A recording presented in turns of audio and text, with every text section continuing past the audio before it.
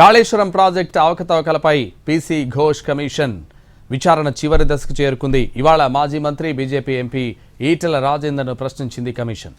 కాళేశ్వరం ప్రాజెక్టులోని barrage piers కుంగుబాటుపై Kaleshwaram commission విచారణ చేపట్టింది.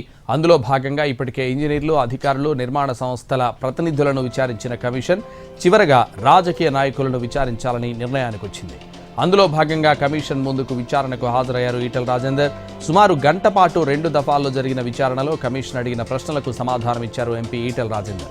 కమిషన్ ముందు 113వ సాక్షిగా హాజరయ్యారు మాజీ మంత్రి. 20 నిమిషాల పాటు విచారణ సాగింది. బ్యారేజీల నిర్మాణం, కాళేశ్వరం కార్పొరేషన్, DPRపై మొత్తం 19 ప్రశ్నలను సంధించింది కాళేశ్వరం కమిషన్. కమిషన్ విచారణలో భాగంగా ఆర్థిక మంత్రిగా ఎంతకాలం పనిచేశారు అంటూ ఈటెల రాజేందర్ను కమిషన్ అడిగింది. అలాగే మేడిగడ్డ, అన్నారం, సుందిళ్ల బ్యారేజీల నిర్మాణం చేయాలని ఎవరు నిర్ణయం తీసుకున్నారని ప్రశ్నించింది. టెక్నికల్ టీం రిపోర్ట్ల ఆధారంగా సబ్ కమిటీ నిర్ణయం మేరకు కేబినెట్ నిర్ణయం తీసుకుందని సమాధానం ఇచ్చారు ఈటెల. కేబినెట్ నిర్ణయం తీసుకున్న తర్వాతే 3 బ్యారేజీల నిర్మాణం మొదలుపెట్టామని చెప్పారు. తుమ్మిడిహెట్టి వద్ద బ్యారేజీ నిర్మాణానికి మహారాష్ట్ర ఒప్పుకోలేదని తెలియజేశారు. మహారాష్ట్ర ఒప్పుకోకపోవడంతో 150 నుంచి 148కి కుదించామన్నారు ఈటెల రాజేందర్. DPR అప్రూవల్ కేబినెట్లో జరిగిందా అని కమిషన్ ప్రశ్నించగా కేబినెట్లోనే తీసుకున్నట్లు తెలిపారు ఈటెల. మొత్తం 19 ప్రశ్నలు అడిగి సమాధానాలు తెలుసుకుంది కమిషన్. తర్వాత ఈటెల రాజేందర్తో సంతకాలు తీసుకుని పంపించింది. ప్రాణహిత చేవేళ్లకు ఆల్టర్నేటివ్గా కాళేశ్వరం అనుకున్నామని ఎంపీ ఈటెల రాజేందర్ అన్నారు. 2016లో తుమ్మిడిహట్టి ప్రాజెక్టు విలువ 16,000 కోట్లని, ఆ తర్వాత 38,000 కోట్లకు పెంచారని చెప్పారు.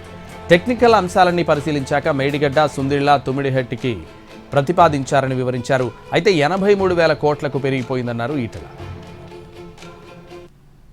ఏ బాధ్యతలో ఉన్నా, ఏ పార్టీలో ఉన్నా ఎథికల్గా వాల్యూతో ఉండాలని చెప్పి కోరుకుంటోంది.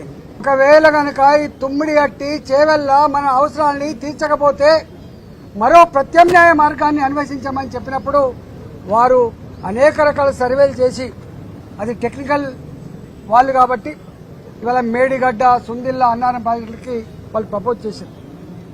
ఆనాడు ఆ ప్రాజెక్ట్ కాస్ట్ 63,000 కోట్లు అని చెప్పి వాళ్ళు అంచనా వేశారు.